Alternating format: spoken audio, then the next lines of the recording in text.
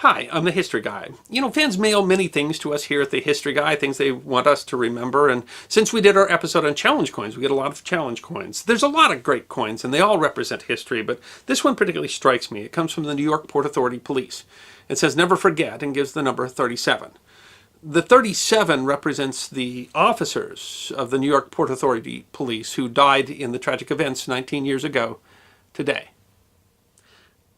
That motto, "Never Forget," is particularly important here. We really recognize it at the History Guy because the motto, of course, at the History Guy is that history deserves to be remembered. And I can say that I sincerely hope that September 11th, 2001 is never considered forgotten history.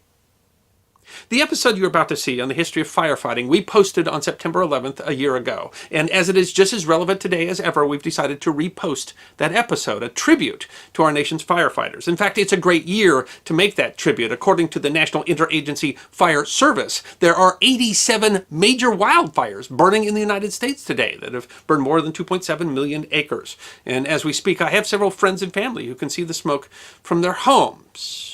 Each of those has people fighting them that are risking their lives to protect ours. Fans of the History Guy know that my father was with the United States Forest Service, and he spent many nights away from us in my youth fighting fires just like those. And I'd like to make a shout out to my brother-in-law Mike, who spent many days away from his family over the course of the last year to get all the training and certification needed to become a volunteer firefighter in our community. At the end of the episode, I mentioned statistics about firefighters who were killed in the line of duty. The final number in 2019 was 57 firefighters in the United States who died in the line of duty. And so far, as of this taping, 59 firefighters in the United States have been killed in the line of duty in 2020. Their sacrifice deserves to be remembered.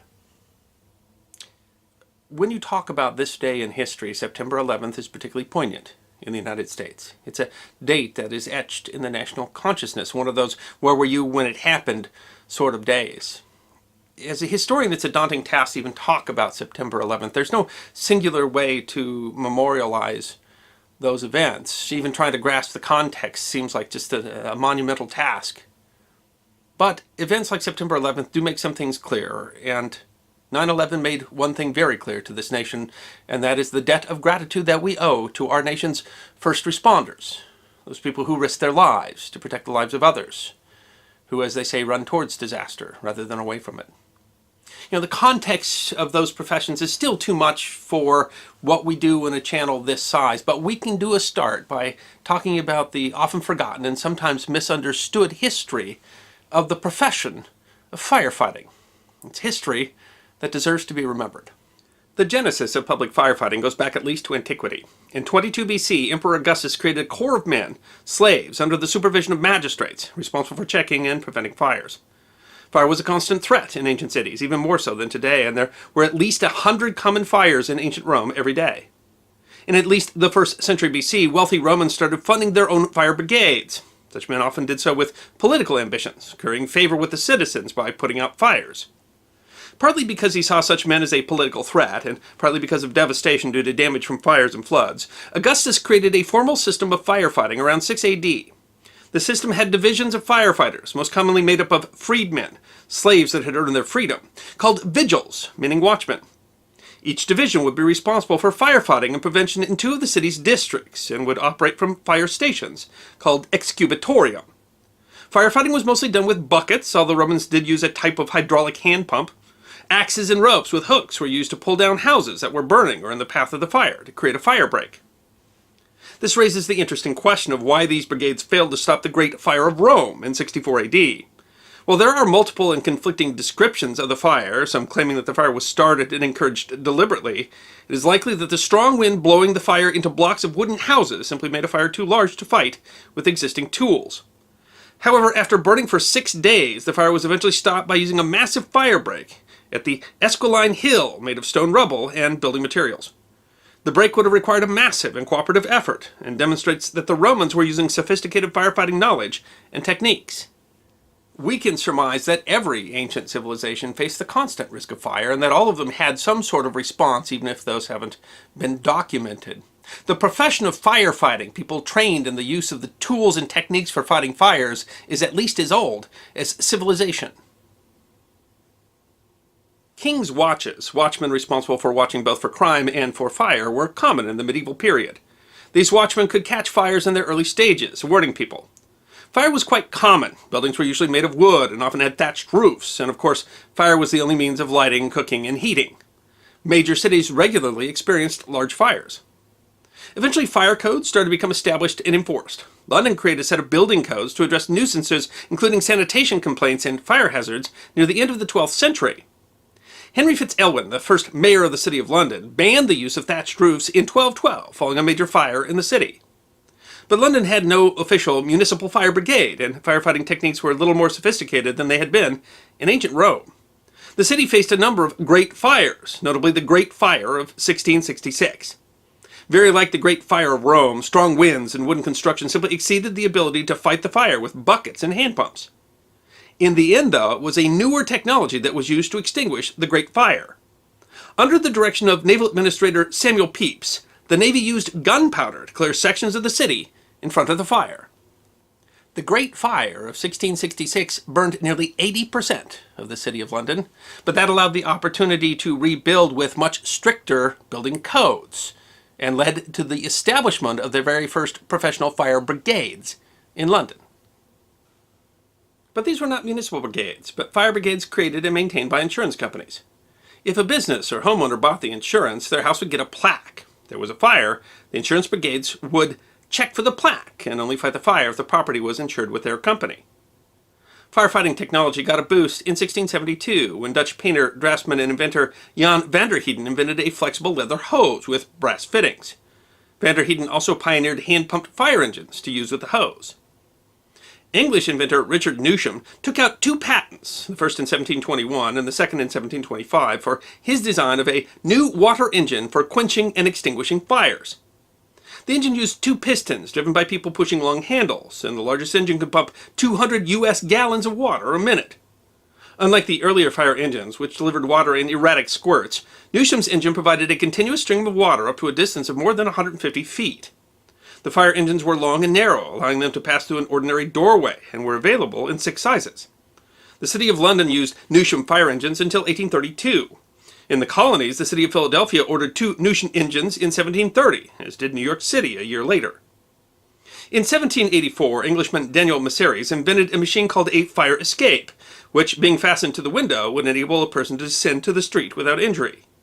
English inventor George William Manby invented the first modern fire extinguisher, which he called the extincteur in 1813. The device used potassium carbonate and compressed air. What some describe as the first municipal fire brigade was formed in Edinburgh, Scotland in 1824, led by a man named James Braidwood. Then in 1830, Edinburgh established the first modern standards for the operation of a fire brigade. In 1832, Braidwood was persuaded to move to London to lead a force of professional firemen called the London Fire Engine Establishment.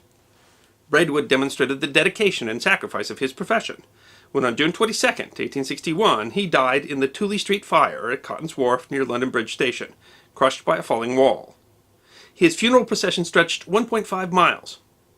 Braidwood has been described as the father of the British Fire Service.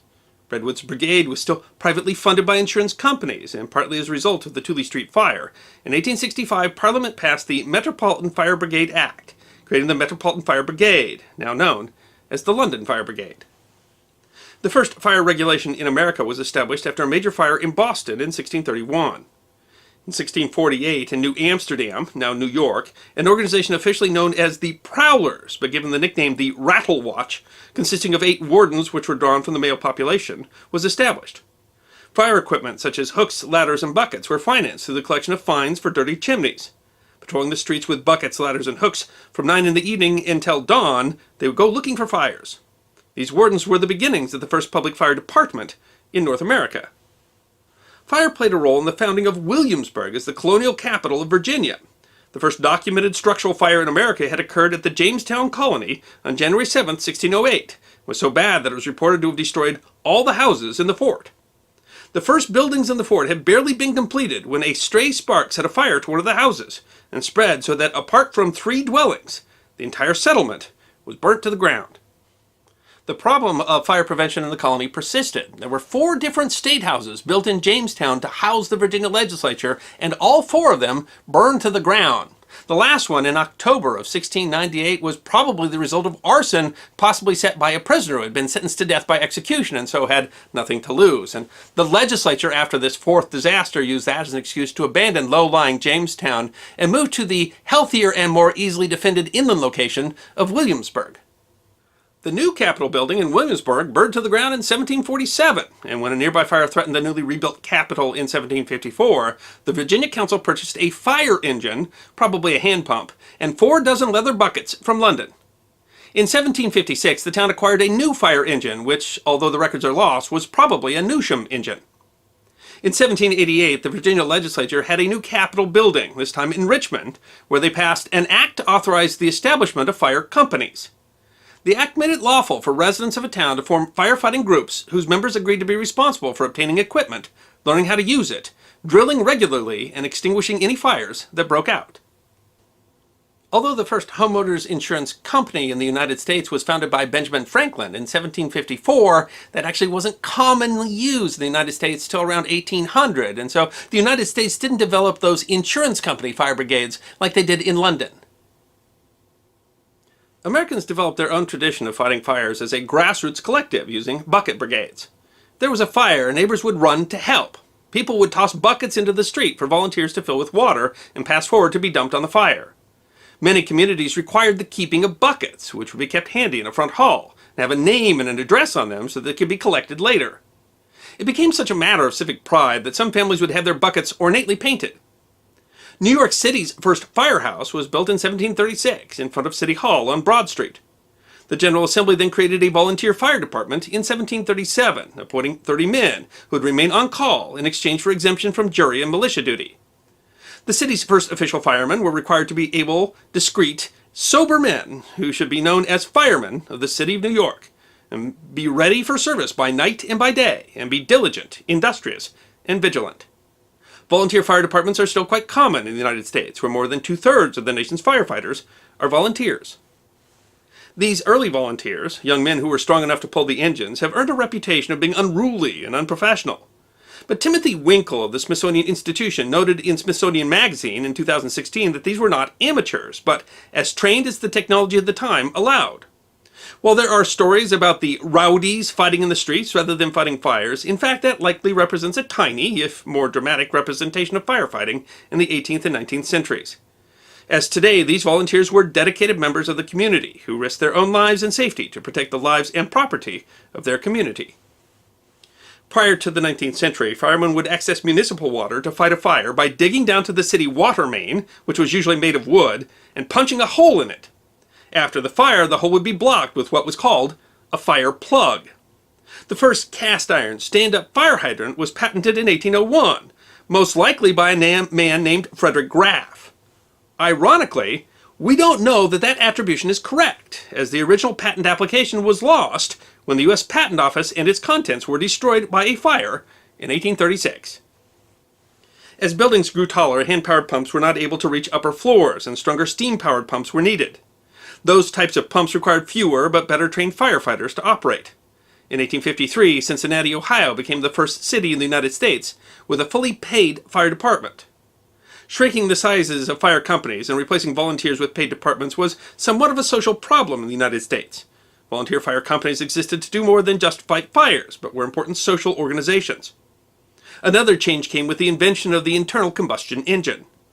The New York City Fire Department had consolidated in 1865 and replaced its volunteers with paid professionals. Regulations were strengthened and discipline and structure created along military lines. In 1870, a system was devised to base promotion on merit. The fire department of the city of New York received its first piece of motorized fire apparatus in 1909. The terrible fire at the Triangle Shirtwaist Company killed 146 workers, most of whom were young female immigrants, on March 25, 1911. The tragedy helped to spur the creation during the same year of a fire college to train new firefighters, and a Bureau of Fire Prevention was created in 1912. And it was that Fire Department of New York that responded on September 11, 2001. The Fire Department of New York deployed 121 engine companies, 62 trunk companies, 5 rescue companies, 6 squad companies, 27 chief officers, and more than 1,000 firefighters, EMTs, and paramedics on the scene when the towers collapsed. 343 Fire Department of New York firefighters who responded to the attacks lost their lives in the building's collapse. Hundreds more suffer a variety of long-term health effects as a result of their heroism that day. Today, the largest fire department in the world is the Tokyo Fire Department, which has some 18,000 permanent employees and more than 26,000 volunteers, has a budget of more than 2.3 billion US dollars, and has more than 1,900 pieces of fire apparatus. There's no clear record on the total number of firefighters in the world today, but in the United States alone there are 1.1 million firefighters, about a third of whom are paid and the rest are volunteers, although in terms of training and ability, the volunteers are no less professional. And while better building codes and fire prevention have reduced the structural fires in the United States, still, according to the U.S. Fire Administration, 64 firefighters in the United States lost their lives in the line of duty in 2018. And as of the making of this episode, so far 33 have lost their lives in 2019.